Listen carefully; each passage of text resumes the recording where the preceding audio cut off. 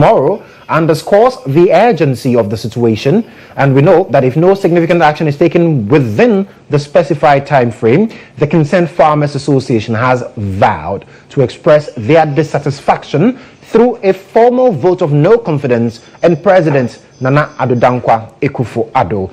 Now, the association's call to action highlights the growing frustration among farmers who are directly impacted by the illegal mining operations. Now, they argue that the environmental damage caused by these activities does not only jeopardize their livelihood, but also threatens the broader ecological balance.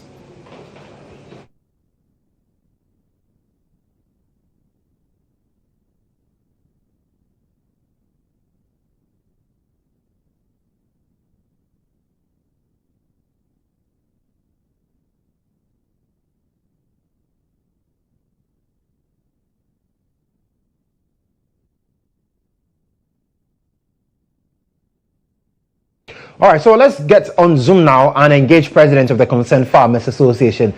He's joined us on phone, Nana Obuadie Boatim Bonsu. He's joined me. So, Nana, thank you so much for your time. So, what immediate actions do you expect from the security agencies and government to address the illegal mining issue? I mean, within the 48-hour ultimatum that you have given. Okay, thank you very much. You've forgotten the title. It's Farmer General. Nana Obuadie Boatim Bonsu. My apologies. Okay, thank you. We are giving them 48 hours because looking at the dangers that this thing is being causing, it's unprecedented. And there's no country across the globe that will be seeing such a thing happening. Only Ghana. And the reason why we are coming out with this statement is just a small portion or a group of people destroying our forests and water bodies, and the whole security agencies and the police service and whatever that they call themselves can't stop this, then it means we are not safe as a country. We are not even safe as farmers. As I'm speaking to you, all the water bodies have been contaminated. We can't even do farming. Most of our vegetables have been contaminated with this kind of poisonous substance that is in the water. That is why we've come out with such a statement. And what we are saying is the president said something, that we should be citizens but not spectators. So if we should act like citizens by not spectators, we, the concerned farmers, are acting as citizens. And we are telling the security agencies, we are giving them just 48 hours just to stop this. They can do it. And if they do not do that, then we will know that at the end of the day, we have no precedent. Or at the end of the day, too, the president said that he will put his job online, his presidency online. And he has failed. Maybe the president have not heard or have not seen what is happening. That is why we have issued this statement to all the security agencies. If really they are there, that is sweat agents to protect life and property of this country, they have to do that. Because at the end of the day, the forest is gone. The water bodies have been polluted. Why then? Why? But Nana, you would also right. But you would also bear with me that we've seen some actions taken. We've had Operation Halt, Operation Vanguard, so many of these operations spearheaded by the security agencies. And as it stands now, we are clearly saying we've not seen the impact that much. So what would your petition do differently? My brother, all was a scam and fake. All was scam and fake. I'm hearing the national security, and then I'm hearing the Ghana Armed Forces, Ghana Police Service, that all was scam and fake. Because one, I have been saying this in several times on radio and TV, that the president had to watch something. I said that nobody, if it was something that if it was an insult to the president, they would come for me. We know what was happening, and we know the dangers that Ghana would head towards to. That was the reason why we're doing all these things. And at the end of the day, ask them, the money that was given to them, that operation, whatever, the Galamsey campaign and other things, they just wasted the money, they just chopped the money. I personally wrote a letter with my association to, Minerals Commission, to Lands and Mineral Resources or whatever, where the Mr. Jinapo or whatever is the minister. We sent a letter there. They turned me down. They do not respond to our letter. What they told us was, you can't put their hand inside government money because at the end of the day, the government will have to account for it. So we spent 300,000 Ghana to be to campaign against this illegal activity. Okay. When the president placed ban on this guarantee issue, Right. and we converted young people for them doing guarantee to farming. Right. And as I'm speaking to you, it is ongoing. So what you are saying is the security people that are they there in the interest of a political party, or they are there for the country? And that's a question. That's a question that we'll definitely be looking at in the coming days. Nana, thank you so much for your time. You're still watching News from Radio on GH1 television. Let's get into the election hub.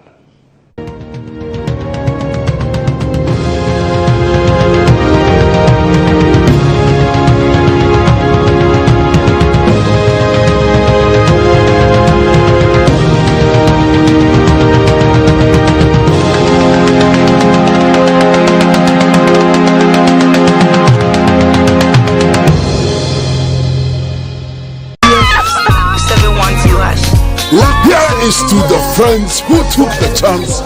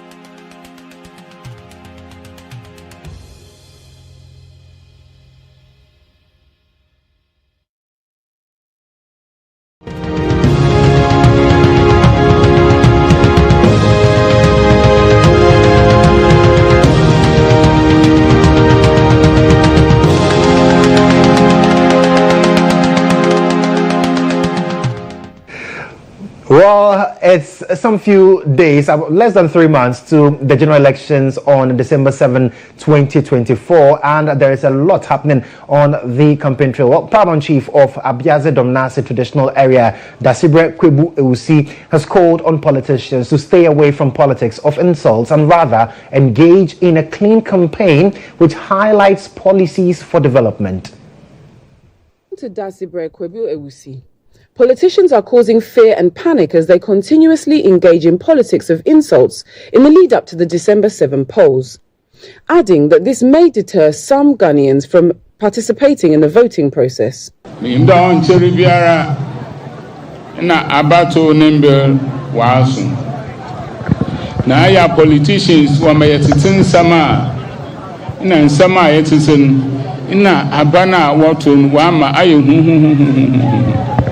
so nimpa no nkwoto sama nkwoto ina aya suru abam na mambasre amayofo inde ekwa biado aban yaboto na mreka chira mama fesu muwe da abato onye ntokwa abato onye ntokwa.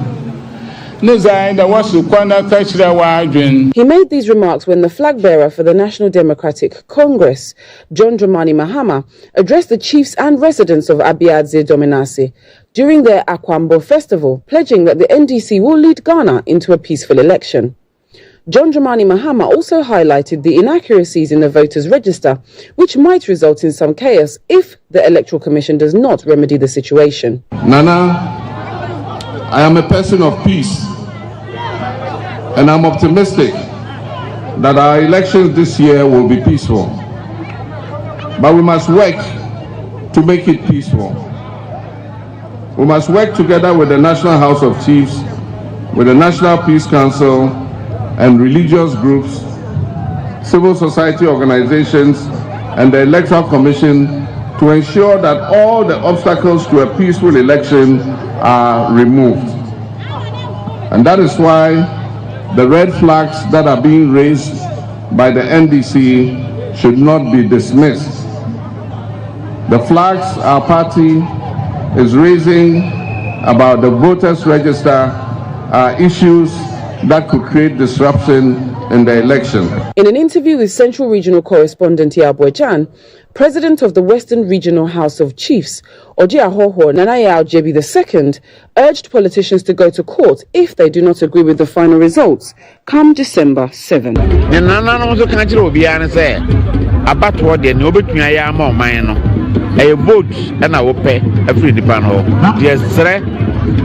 Media for the party for the Mensah and free electric no, and you bet to me, I am a mono.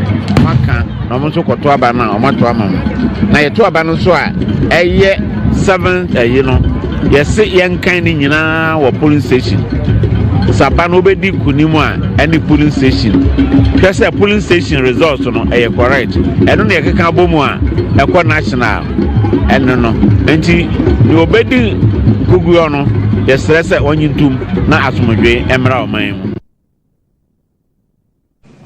Well, let's move to the camp of the NPP, where flag bearer of the party, Dr. Mamadou Bawumia, says his decision to focus on digitalization is due to the enormous benefits it has in solving many of the economic challenges confronting the country. According to him, he has not run away from the economy, but has digitalization will help in shaping it up. He was speaking during a stakeholder engagement as part of his campaign tour of the Tema Central, West and East constituencies on Thursday. His campaign in the Tema enclave took him to Tema Central, West and East constituencies, where he interacted with mechanics and traders, held stakeholder engagements and addressed community connect rallies in the 3 constituencies.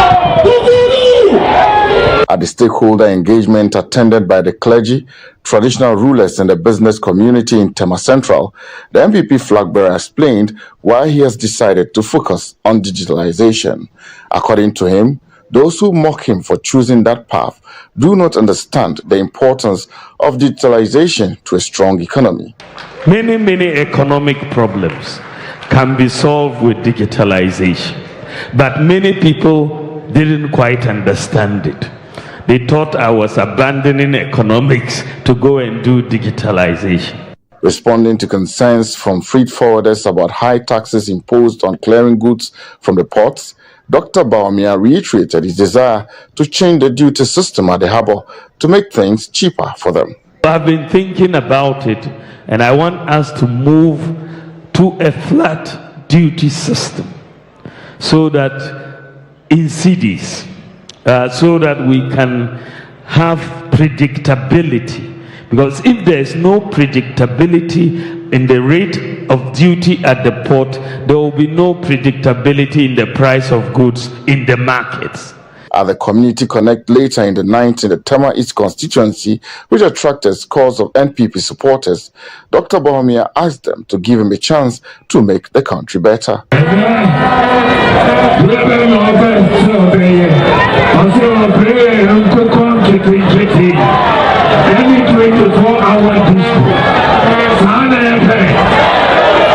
The MPP flag bearer is expected to continue his tour of the Greater Accra region in the Medina and Adentan constituencies on Friday, 6 September 2024.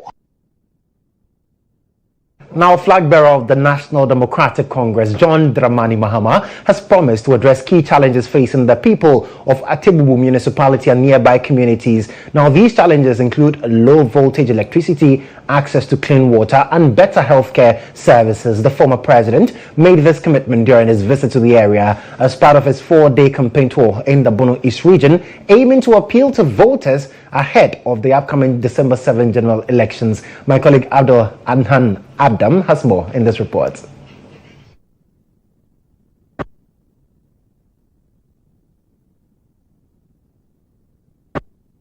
In what appeared to be an effort to control the crowd ahead of the announcement of the Techiman South election results at the collation center, the security fired into the crowd, resulting in the deaths of 2 people and injuries to 6 others. The Winchi High Court, in its judgment on September 3, 2024, declined to award full damages of 5 million Ghana cedis for the first applicant and 2 million for each of the other 5 applicants. Instead, the court directed the state to pay 45,000 in damages to each victim. However, the flag bearer of the opposition National Democratic Congress, John Dramani Mahama, expressed dissatisfaction with the compensation. Speaking at a rally at Kamia Ukwanta in the Techiman South constituency, John Mahama said the amount awarded to the victims' families is insufficient. Ghana court, akase omu prayer no, I say saseme esi no omu prayer no. Yemfa sika kakre bi emfanche emomo a year 275,000 Ghana cedis. Na me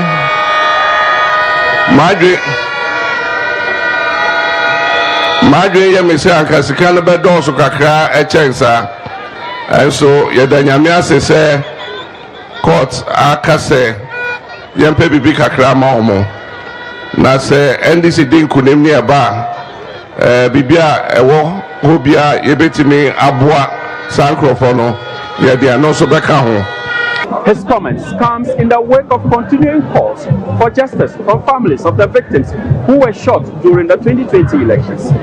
The former president reiterated commitment to delivering justice and fair compensation for those affected.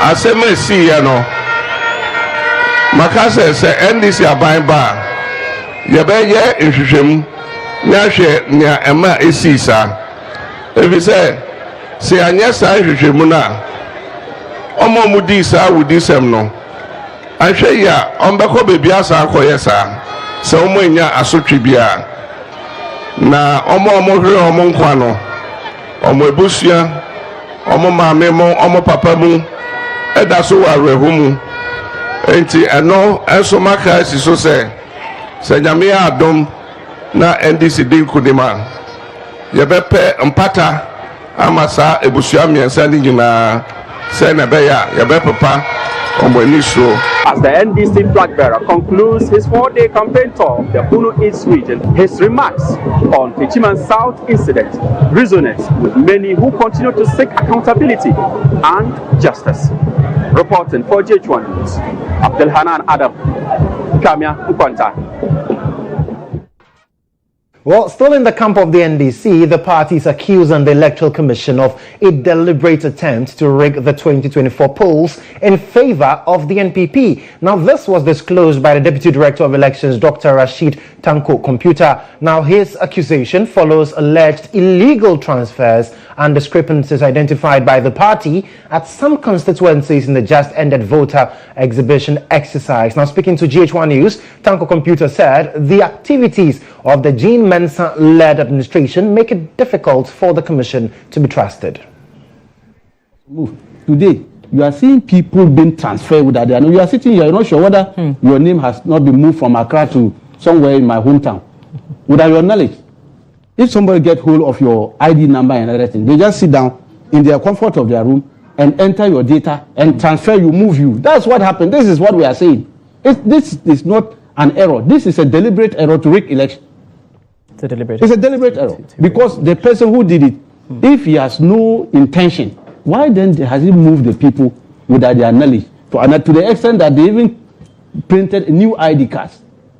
For this innocent woman, because they are illiterate, they don't know that this card they are holding is not their card they collected.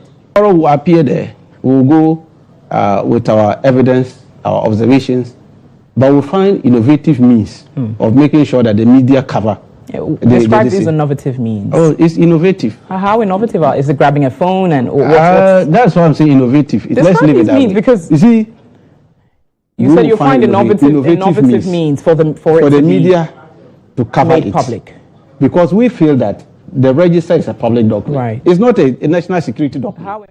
Well, so let's get a conversation going on this accusation from the NDC. Let's speak to National Coordinator of the Coalition of Domestic Election Observers, Albert Kofi Ayin. He's joined us. Mr. Ayin, thank you so much for your time this afternoon. So, in your opinion, the NDC believes that a live broadcast of their meeting with the EC will enhance democracy and maintain fairness in the electoral process. The EC says, well, there is no basis for a live telecast of this meeting. Where do you stand on this?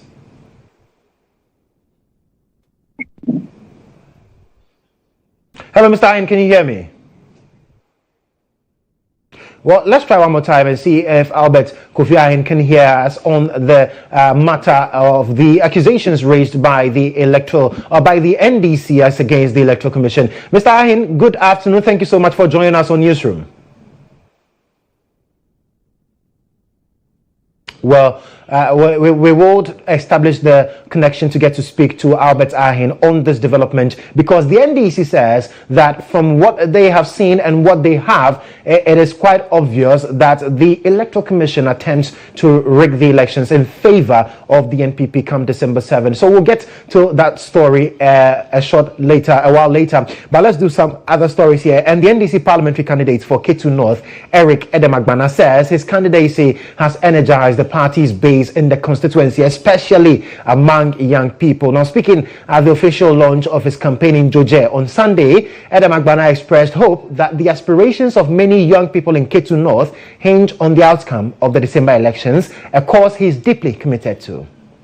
The Ketu North NDC campaign launch, which was held in Joje on Sunday, drew thousands of NDC supporters from across the Volta region and other high-ranking officials of the party who joined to show support for Eric Edemagbana. Speaking to the media after the launch, Edemagbana boasted that the NDC in the Ketu North constituency has received a tremendous rejuvenation following his election as the party's parliamentary candidate, stressing that the hopes of thousands of young people in the constituency lies on the outcome of the December polls. I see my candidature as a renewal of hope for the young people of Ketu North. I see my candidature as a message to the Ketu North constituent, as a message to the entire country that indeed the NDC as a political party recognizes the power of the youth and our ability to effect change. I see my candidature as a new beginning. I see my candidature as a rare privilege and an opportunity to serve. I am passionate about my constituency, and I'm willing to put in the hard work to ensure that we produce the results that the young people are looking out for. Edem Agbana is targeting 95% of votes from the constituency for both himself and GHOne Mahama. We rolled out an agenda 85% as our target.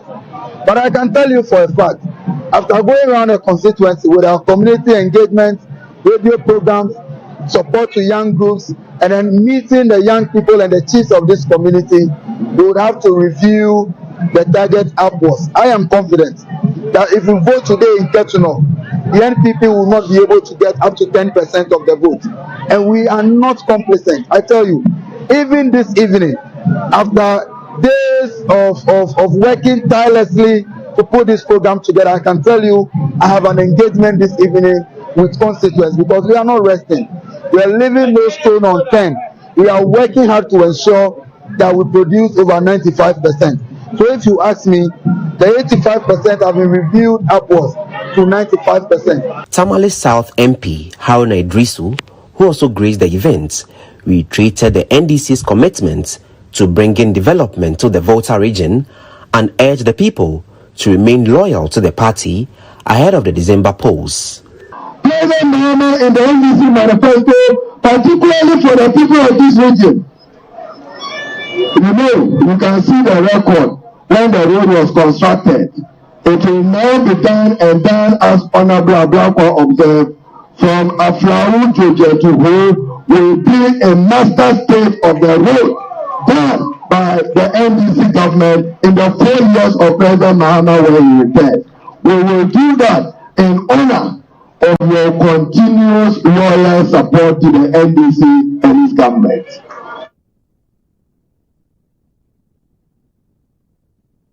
Well, away from the NPP and the NDC, let's look at the Convention People's Party, because a former chairperson of the CPP, Samia Nkrumah, has revealed her reasons for declining an offer from Nana Kwame Bediako to be his running mate in the upcoming elections. Cheddar, who is leader of the New Force movement, had proposed the partnership, expressing his admiration for the Nkrumah's tradition and his wish to continue the legacy of Ghana's first president, Osagyefo Dr. Kwame Nkrumah. Now, while appreciating the offer, Samia Nkrumah explained that she turned it down due to her ongoing efforts to reclaim the Jomoro seat in Parliament and her belief in the importance of maintaining the Nkrumah's representation in Parliament. She made these remarks on Star Chat with Bolare. Many speculated that you were going to be named the running mate for Nana Kwame Bediako.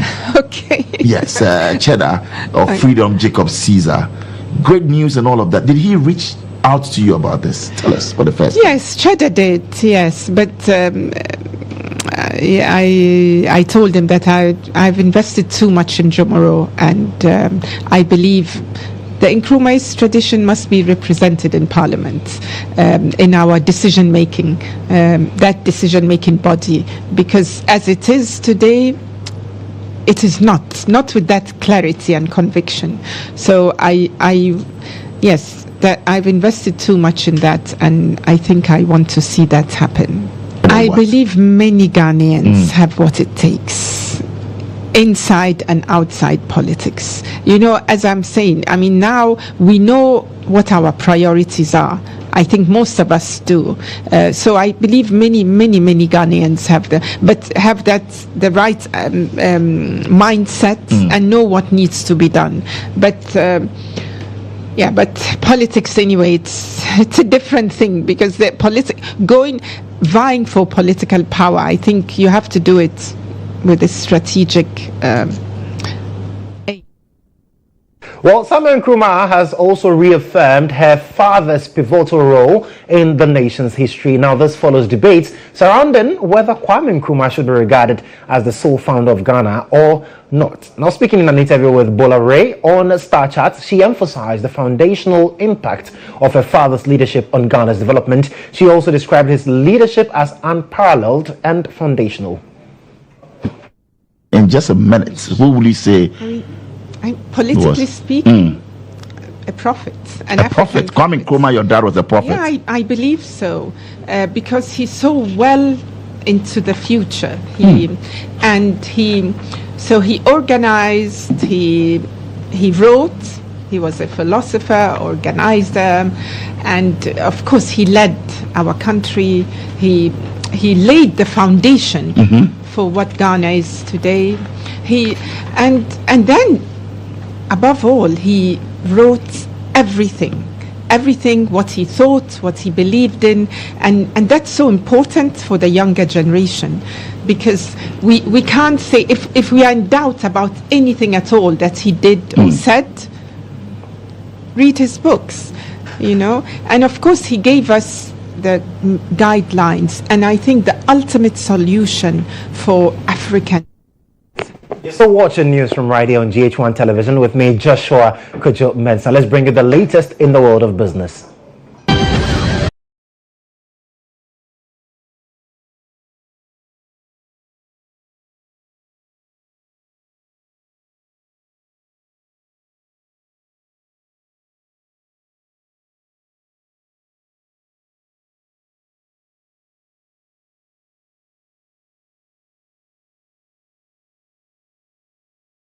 Markets in Ghana's southern cities and towns brim with fresh produce that nourishes the nation. Now, these goods, cultivated in remote areas, arrive at our doorsteps due to the relentless efforts of traders who bridge the gap between farms and urban markets. But have you ever considered the sacrifices and challenges these traders endure to make this possible? Peter Kwadato takes you behind the scenes, spending a night at the Dambai market in the following report.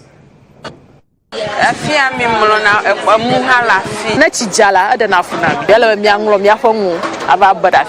bustling markets of Ghana's cities are teeming with fresh produce sourced from remote farming communities.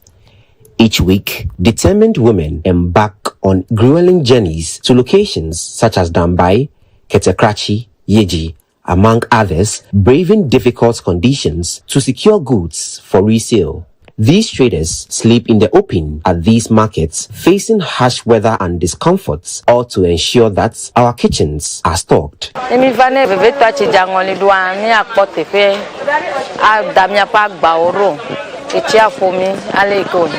The obstacles they face are daunting. Inadequate shelter, unpredictable weather, and long hours of waiting, yet they persist, driven by the goal of maintaining a steady supply of essential foods.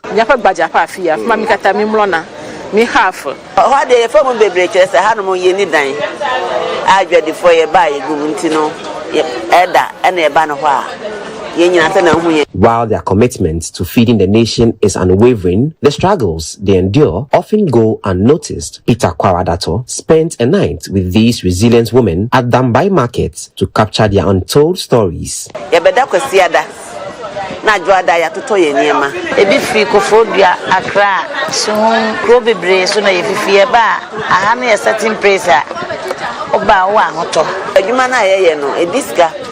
And I engage the kittens to a high hotel and some transportation as I am by a bedding.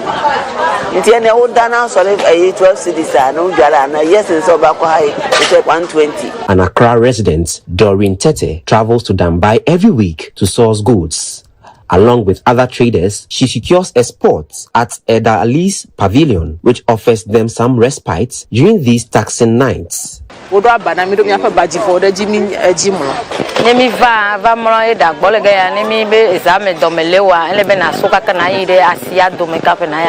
The pavilion has been the sole shelter for these women for nearly a decade. But what drives a man to become so involved in the welfare and social needs of women pursuing their livelihoods?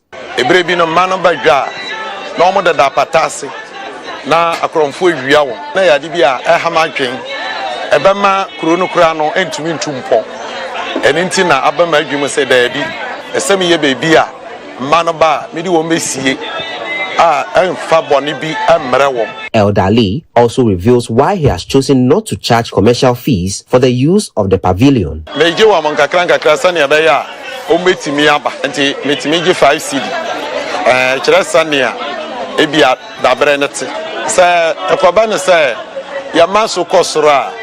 As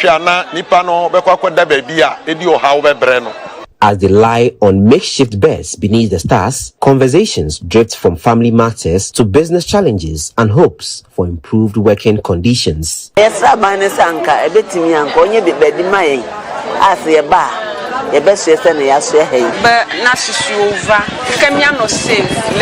For traders like Celestina Ajadeko, the rising cost of living and transportation fares are constant worries.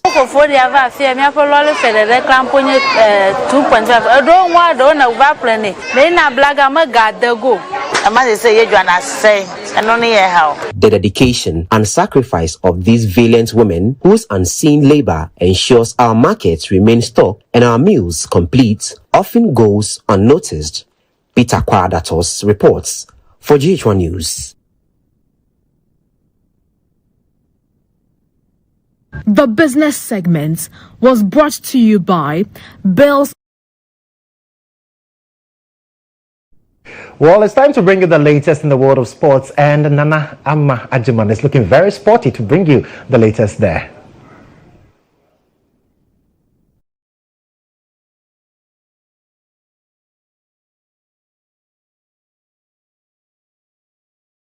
Hi there. Now, angry Ghanaian fans invaded the pitch at the Baba Yara Sports Stadium in Kumasi following Ghana's 1-0 loss to Angola yesterday. My colleague Benghazi visited the Baba Yara Sports Stadium after fans vandalized properties and filed this report.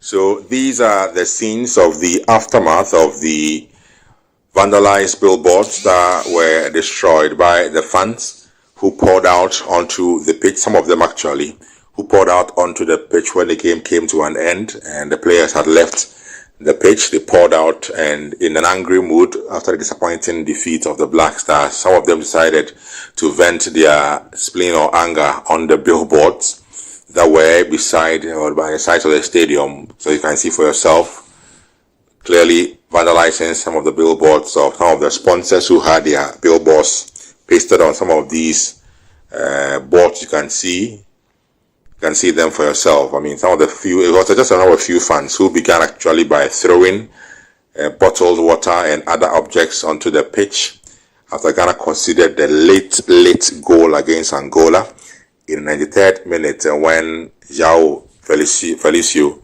got the winning goal for the team. And so they began throwing water bottles and other objects from the stands onto the tartan tracks at the. Now, the National Sports Authority has closed down the Baba Yara Sports Stadium for maintenance until the next round of international matches. The stadium will be open for Ghana's next home match on October 7, 2020. Hosted Ghana's 2025 African Cup of Nations qualifier against Angola, and its playing surface was criticized by coaches and fans. The NSA is now expected to engage Kumasi Asante Kotoko to find an alternative venue for their Ghana Premier League matches as soon as possible.